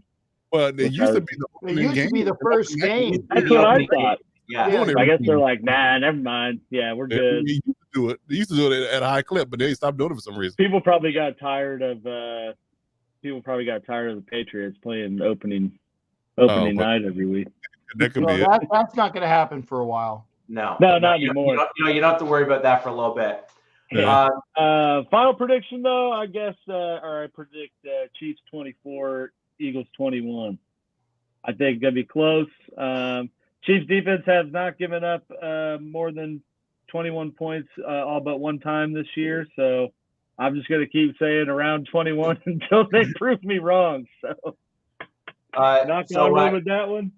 There you go. Of course, they're not we'll go around. We'll go around for all of us in our predictions for the Chiefs game, and then once we've done that, Captain, we'll throw over to you to go into the Dolphins. The Gabagoon. So, Coach, what do you think in the Chiefs game there? What's your score prediction? I think it's going to be a 3-point game. I think it'll be pretty close. I think they had the added advantage of being in KC, so there's that component. But yeah, and Swift will be there. Well, she will. Is it a guarantee? She's got to be, dude. There's no way. There's no way she's not. With both Kelseys there and mom. Yeah, their families are meeting. This is like probably the first family meeting, dude. It's a family meeting, so Kelsey's going off. He's gonna have 400 yards. Well, Kelsey might be going off, but we're talking about on the game, dude. Oh Lord. Yeah. Okay. All right. I'll say 27-24 Eagles. Dang. I'll go last, Cat. What do you think? I think it's going to, just like Coach said, it's going to be a tight game. Remember, we were talking about toy. It's going to be tight. And again, I and this is no hate, with all due respect. Okay. I would not anticipate any of you to ever say no. I just think that because the Eagles, again, spoken correctly, that they've had some tight games this year, but they've always played up to the games that they needed to play up with. I really think that FU factor of playing in Kansas City when they were so close last year, it would be the best way to say to like basically whip it out at the 50-yard line and piss on the Arrowhead. Okay. And I'm just saying, I think Eagles win close 2 or 3 point game. So my prediction is actually premised a little bit on how Mahomes has played the last 2 weeks, obviously excluding the bye. He's actually had a fair number of struggles, if you're going to be perfectly honest, in terms of some things, as to your point, Alex, likely as a result of not liking and or not having that trust factor with many receivers. And he's made some really bad. He's made some really, really bad decisions, uncharacteristic poor decisions, if we're going to be perfectly honest, with Mahomes. With that in mind, I think you're going up against a defensive line that I believe is going to be the toughest task that you've had this season. Mahomes, so far in the back part, the last 2 games, has, when rushed, as in like when he's been rushed to make decisions, has not made good ones. So I'm kind of premising my comments on that, and unless I'm proven wrong, I'm expecting to see more of the same, as I've already seen the past 2 games. My prediction is 31 points for the Eagles, and I have the Chiefs sitting at around 21. And I think that's as a result of an interception and, whether it be a forced fumble, interception, or a combination of those things. I just think that eventually a couple mistakes are made as a result of Mahomes' play. And I hope just for the sake of a more competitive league that he, does better, because it just makes for better football than to watch what we saw with Josh Allen and Mahomes fumbling and bumbling balls all over the place. I just think it makes just for a better game to have more. I didn't take it. I didn't say anything. Oh, I was waiting. That was a T-ball right there. Yeah, no. See, I saw the smiles and said, "Nope, I'm not gonna do it. I'm not gonna do it." I saw the smirks and said, "The smirks and the smug." I'm like, "No, it's again too easy, too easy." I like to try to work. I try to do a little bit of work on those double entendres, man. So speaking of passing balls, this case here, we're going to go ahead and throw on over to Captain. It's just another day. Yeah. I actually, this game down in Miami, I like the fact that it is in November. Yeah. Because I've done Miami games in September and October, and they're brutal. They're brutal. Oh my God! Even the game that was at night when Marshawn was on the team, and that was, I think, was an October game, was still brutal with the humidity. Okay, this is at 1:00 in the afternoon when the sun is just going to be beating down on the Raiders sideline, and of course the Raiders will be in black, as they shall be there. And which reminds me, I need to make sure I'm wearing my black top for the game, because they will be in black. Because I try to pair my my pirate top to what the jersey is. But Having said that, if the Raiders can do some sort of keeping the track team off of the medal stand, okay? Because like I said, you got the gold, the silver, and the bronze medalists right there. If you keep them off the stands and you keep it close, as they have been, this is a game that the Raiders could win based upon their defense coming up. The problem will be the Raiders' offense needs to do something that they haven't done this year other than the Giants game, okay? So I am not predicting a victory. In fact, I'm predicting probably a Raiders loss, but I want to go and see a good game.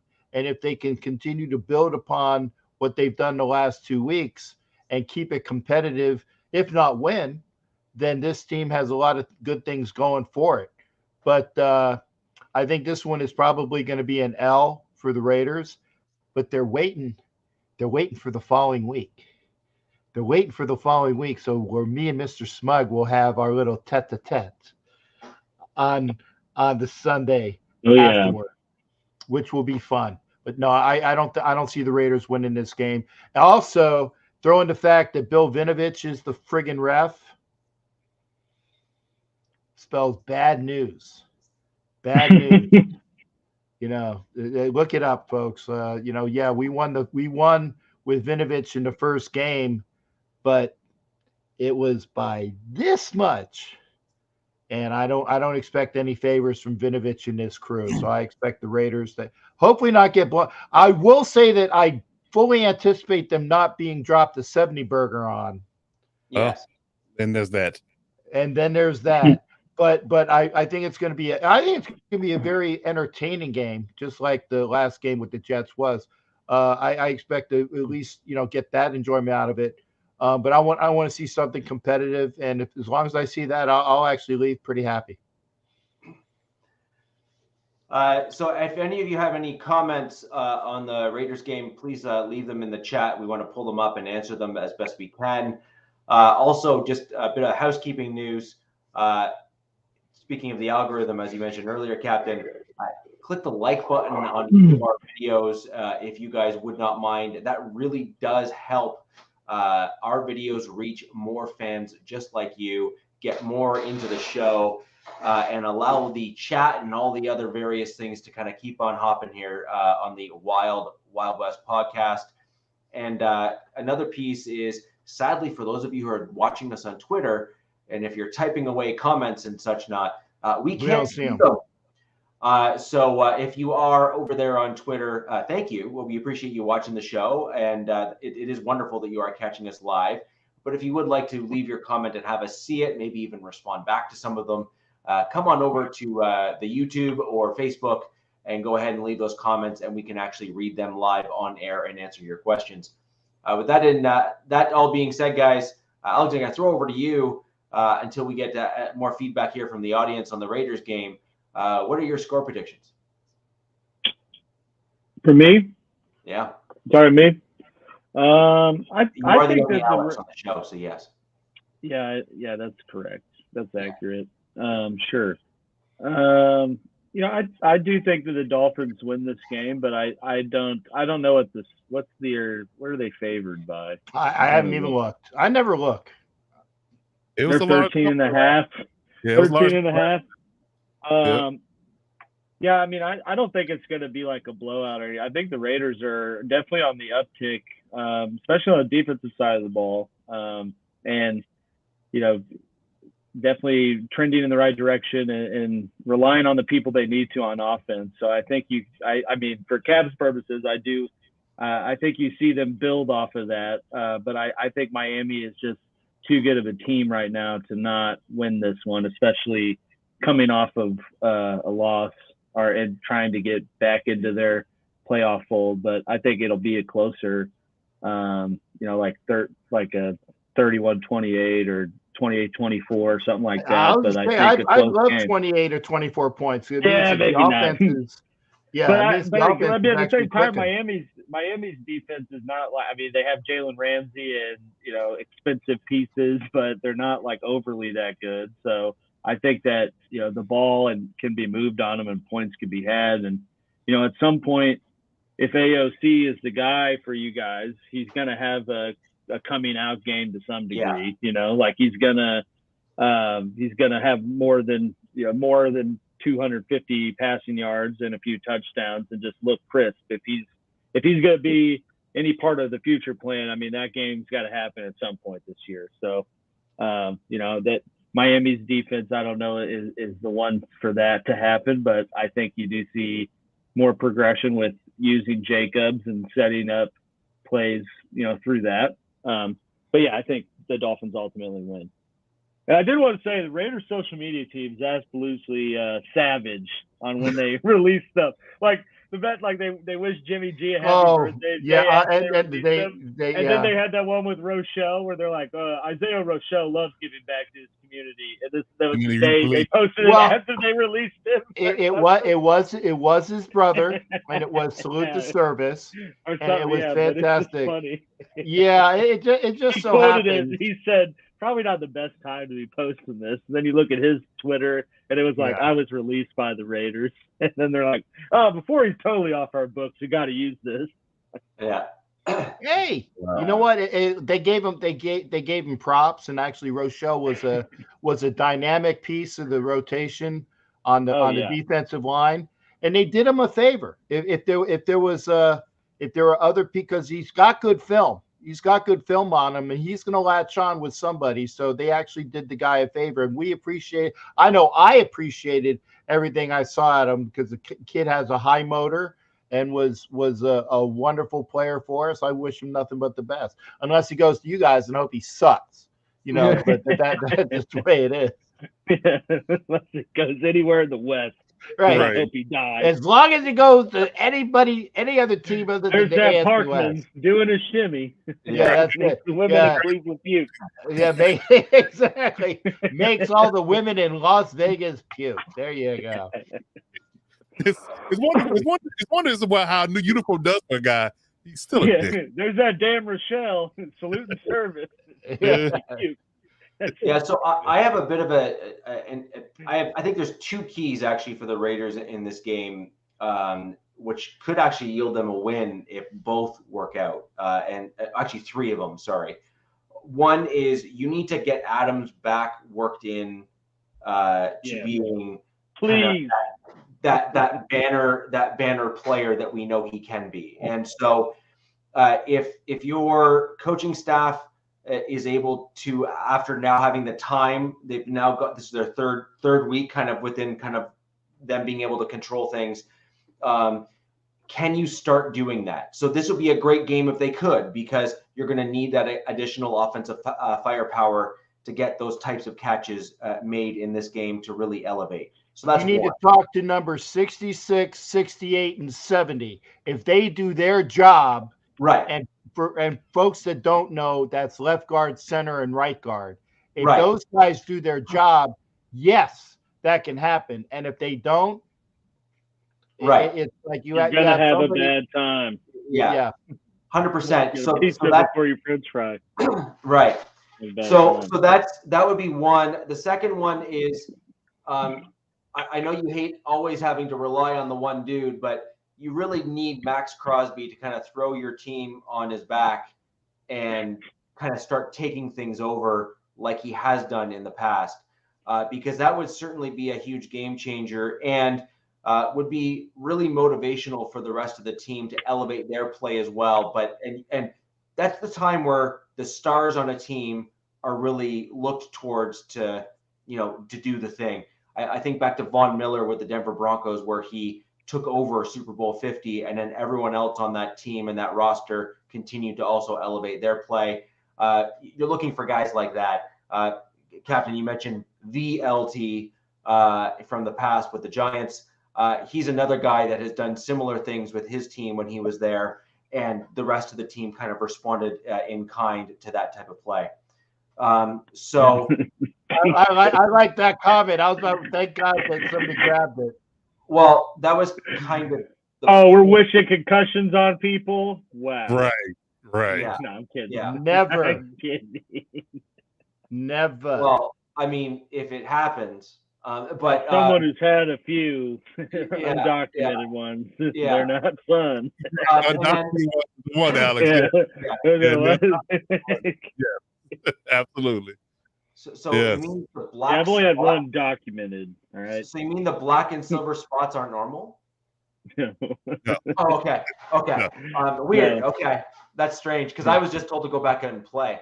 But, that's it. Yeah. Rub some dirt on it. That's it. Rub some dirt on it, man. Just go back in there. That's right. I mean, that's what happened with me. You got a foot in the head, and it was just like a way to build character. And so, anyways, with regards to the last one, and that's Josh Jacobs. You saw him really have a bit of a resurgence in that last game.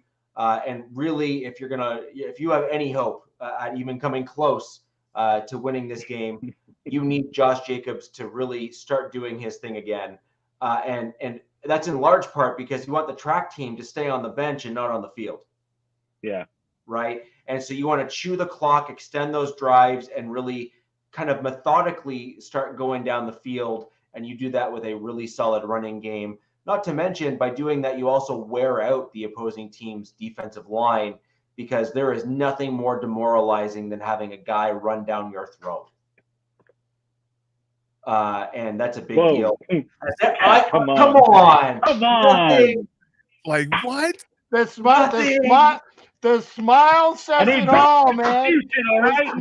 The smile says it all. I don't even need to say a word. The smile is there. It's implied. It's like the when they do the cut-ups of the guys that are this guy's been coming at him all night. It's like with the cut-ups from the TV guys.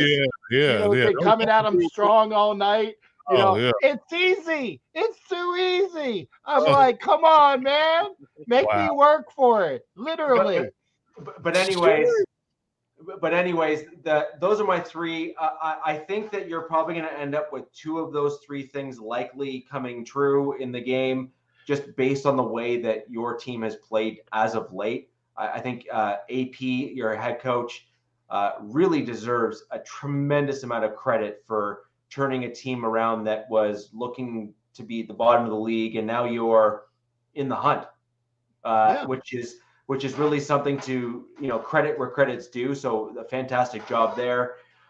If you can get two of those three done, I think you have a potential of winning. I think it's unlikely though. So I'm kind of putting things in a swing piece here, which is you're either going to be at like a 31-28 Raiders or a 31-21 game for the Dolphins, depending on how your team either hits or doesn't hit on those 3 points. And I think that's kind of where the pendulum kind of swings, if you will, because of those three keys. And in honor of that orange suit that you have, okay, you guys will know where I'm going with this one. Although he wasn't the guy wearing the orange. No. So you're saying there's a chance. There we go. Well, like 1 in a million talk. I am actually, yeah. I do. I think there's an IOU. Right. It's better than money. And it sounds like we're pretty much all in agreement that the Raiders are playing some pretty darn good football as of late, and there is a chance that they could be beating the Dolphins given circumstances. But they're going to be a tough one for everybody at this point. Yeah, there's always money in the banana stand, all right? So we've covered the Raiders. We've covered the Chiefs. You're working with the tailpipe in the banana and the tailpipe. That's it. Yeah. So we started the show off with your Chargers coach. We'll finish it off with the Chargers. I'm going to quickly delve into the Vikings. Very interested to hear all of your takes, as well as those of us that are in the chat about the Vikings game. I do just think this is going to be an incredibly difficult out for the Broncos. I think that we are on a 3-game win streak, and I don't think that we can belittle that. I think that the credit to the Broncos team and the coaching staff for the changes they've made, they need the credit, that they are well deserving of that credit. But we've been very, very fortunate in the last 2 games in particular, where we have had a very high turnover ratio in the Broncos' favor. That is very rare to end up with not just one, but back-to-back games where you have that volume of turnovers by the opposing team. Another thing to keep in mind is you're dealing with the NFC North or that general division. Anyone in that northern portion of the NFL, they're typically big. They are built to run the ball, and they're angry. And so you have like the Steelers, the Ravens, the Vikings.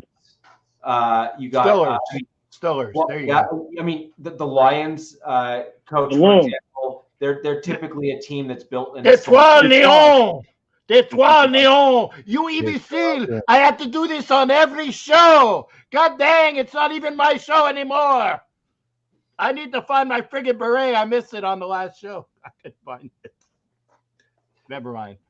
You right. got it. So anywho, now that we've gone through that, I still don't know where my friggin' beret is. There you go. Right. So I think at the end of the day, you're dealing with a different style of a team than what the Broncos have also been used to dealing with as well. And Coach, you said about Staley and having the right players to fit the right style of defense, and then that makes a huge difference. Well, something else that I'm sure you'll also agree with as the defensive dude, and Alex similarly as a O-lineman and whatnot, the right type of guy on the other side of you can make you look silly simply because they are kind of not what you're built for in terms of stopping. So if you're a team that's built to, run like the Dolphins, like a track team, and then you end up dealing with a bunch of really big, strong dudes that throw you backwards, that kind of throws your game off because you're not used to that type of power style, right? And that can really throw teams off. And I think that AFC West, when we play teams like the Ravens and whatnot, they really do challenge our team's makeup because we are typically not built the same way that the NFC North is. We're not. Like, they have to run the ball for 50 to 60% of their season because it's friggin' cold. Yeah. So it's just a fact. And so I think that all comes into play here. If the Broncos win, I think it'll be another kick, like walk-off field goal style thing. But ultimately, I kind of see this being. I actually think that this is likely going to be a Vikings win. However, I do want to go on record and say, if the Broncos win this game, that my prediction is that this is the pivot. This is the changing point in the Broncos season. I said on the last podcast, I needed to see more. I saw more. However, I still saw offensive struggles against the Bills. If the Broncos can beat the Vikings and either A, force a bunch of turnovers, that becomes a trend, not an anomaly. And on top of that, if the Broncos can start putting up points, like actual offensive points on a consistent basis and start to show that they can beat teams in multiple ways, that to me is kind of what I'm looking for. That's what I want to start seeing from the Broncos. And by the way, I didn't walk out on you like you walked out on me. I was just getting all my hats together, and I still can't find my friggin' beret. I need to get you one of those like huge ones, those big hats. I got one. I got one coming. I actually bought one. Yeah, okay. Yeah, I said it. I got one coming. But yeah, it hasn't been delivered to me yet. Thank you for reminding me. I need to get with Raider Nation for Life because it's the big kind of like Mexican working field hat thing. So I have that as well. So yeah, I got a collection. I just don't know where my friggin' beret is, which sucks because Frenchie without his beret just kind of loses some of the. Yeah, he's kind of creepy. He's kind of creepy. Yeah. Yeah. I don't want to have to go to the Derby, the English Derby. It just doesn't. It's not the same. Poor boy hat. So real quick, I'm going to throw it a score. I see this game likely landing somewhere in the. We're going to call it 21 to 10 or 21-13 for the Vikings, I think, in this game. I think it'll be a lower scoring game than what we've seen from the Broncos to date. I'm assuming we see offensive challenges again, because I've seen that the last 3 weeks now for the Broncos. And so that's why I kind of have us with a lower scoring game.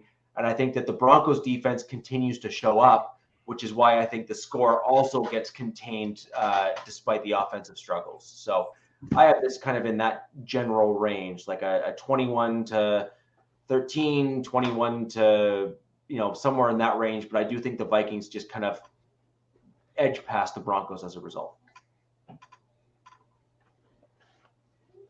All right. Alex, what are your thoughts on the score? Yeah, I mean, I think this is a game that Denver can win. I mean, they are actually 2.5-point favorites. I think that is the culmination of, Dobbs being Minnesota's QB, Justin Jefferson's not there. Pretty sure Madison's not going to be playing, so it's a banged up squad. That being said, the Vikings defense has been like on an absolute pretty. I mean, Brian Flores has got them playing right now. And so I think this is, like you said, the biggest test for Denver because, this is, I mean, they did it once against KC. I will say is kind of skewed because it was, the second time they played in 3 weeks. So just the point in time, and then, play Buffalo, whose defense is not the best. You realize that you played us twice in 3 weeks too, right? You realize you had the equal opportunity to actually do the same thing? Yeah, I get that. Yeah, okay. Just saying. Yeah, okay. Great. Yeah. But I mean, I was talking more on the defensive side of the ball, like playing the defense. Sure. I mean, offense turn the ball over 4 times. Like, you're never going to win a football game when you turn the ball over. So, no. Yeah, that assessment's out. But back to my point, this is like the other elite type defense they're playing. So if they can pull this out, then I think that the hype with the Broncos ascending up, I think, more coming to fruition than not. Yeah. So yeah, I mean, we'll see. I think it's going to be closer than you think it will, because I mean, at this point, I think Minnesota's relying on Josh Dobbs, and it's like at some point, as much as I love a good feel-good story and like dudes who have kind of been journeymen making it to the top, like it's going to come down at some point. And it seems like they've been kind of relying on his legs. And, I just don't know if that is something that they can sustain. So I think it'd be a close game. But I'm going to say the Vikings win just because. Dobbs magic. Yeah. What do you see as a score? What do you see as a score? I think it's going to be like let me say 20, 27, 24. Like, right. I mean, Denver's always in it, especially lately, because their defenses are playing pretty well too. So, I feel like their last 3-4 games have been down to final possession. So I don't see any reason that changes. So we'll see. Yep. So that's interesting. Captain, down to you, and then Coach will go to your score prediction for the Broncos game, and then go right into your game upcoming this week with the Chargers. I would say I like the Vikings only because I think that they're clicking correctly. I like the fact that they are gelling with Dobbs. I think it's going to be like a 1-score game, like a 6-point game. But it's going to be 1 score. It's going to be not that field goal. So no smugness in this one. And thanks for catching that, Mike Sarah. Is like you said, like 27, 21, or 29, 23, something within that 6-point realm. You just said no smugness and then put out the same exact point ranges that I did. Again, there's a little smugness with all due respect. I'm just citing the record, dude. I'm just going with what's on the record here. with all due respect, I'd say a 6-point game. No smugness allowed in anything I say. It's all levity. It's all levity from the captain, baby.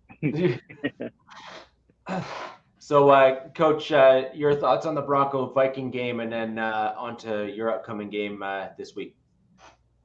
I actually think that the Broncos have a pretty good shot, especially playing at home. I mean, that Mile High altitude, is not something that Minnesota has to deal with on a regular basis. So that can play a factor in my opinion. I think, of course, what they do with Jefferson, maybe he plays this week, maybe not. They're more leaning towards coming back after their bye. So if he does not play, I think it's even better for the Broncos in the matchup perspective.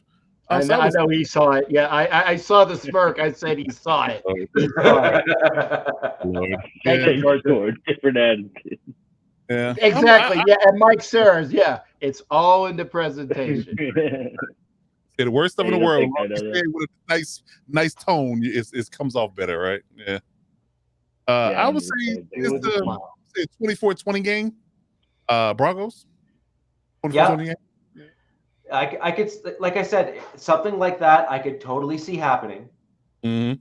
However, the Broncos would have to show that extra spark on the offensive side of the ball that they've struggled with the last few weeks. It is 100% possible. It's just they haven't done it yet.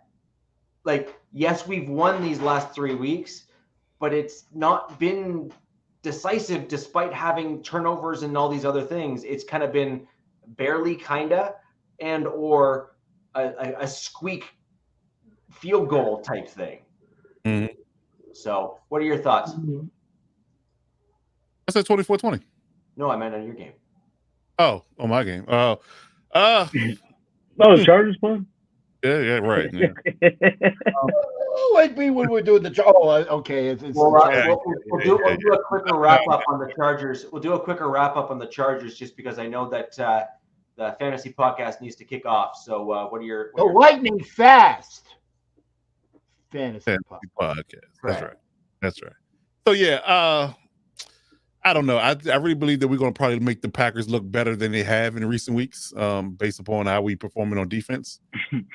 I'm just hoping that it doesn't have to be a Herculean effort that Justin Herbert had the weight of the world he had to carry in the previous game. But again, we got to go up to Green Bay. That's a different environment.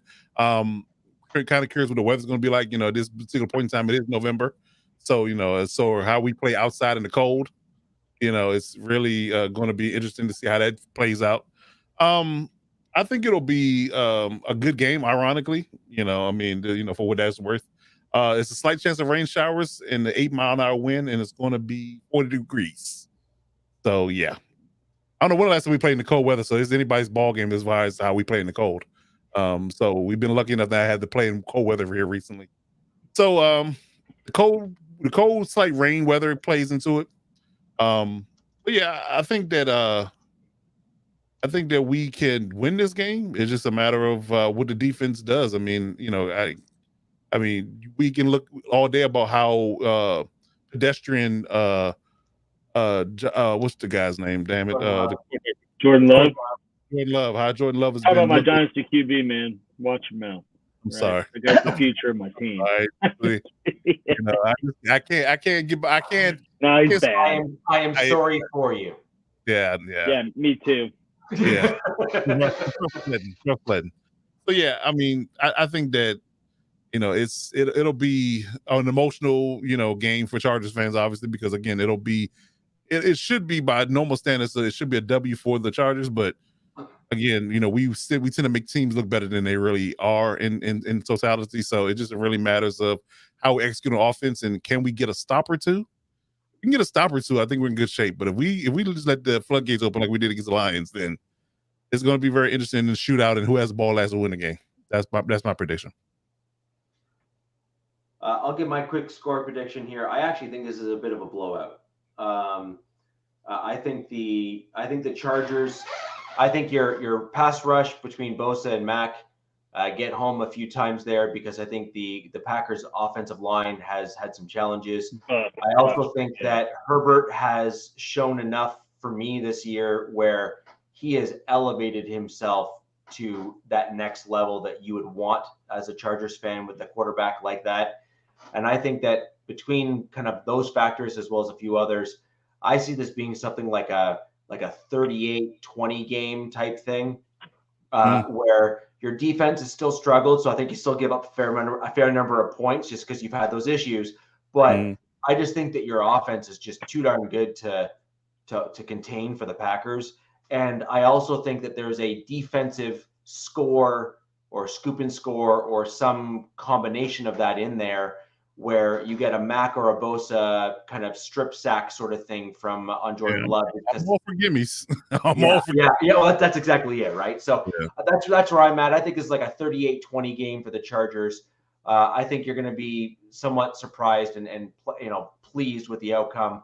But we'll see. All right. Fair enough. Captain? I think Chargers win convincingly and without any problem. Yeah. I'm on that train too. So yeah. All right, guys. We got to get these two gentlemen off to their podcast now. Right after this show. The lightning fast fantasy football prediction podcast. Well, if you don't hurry up, nothing's going to be lightning fast. So we got to go. Okay, we got to go. So, anyways, guys, I want to thank you very much for joining us on today's Wild West podcast. Next week, we will definitely be recapping Week 11 and a look ahead to Week 12.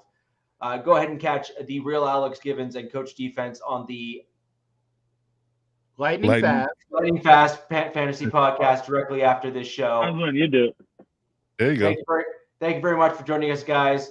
Where the West Side is the best side. Peace. Fast lane when I pass in the street, bag of money in the passenger seat. Simcoe's been asking for me on the road from the west to the east. Way up, I might never come down.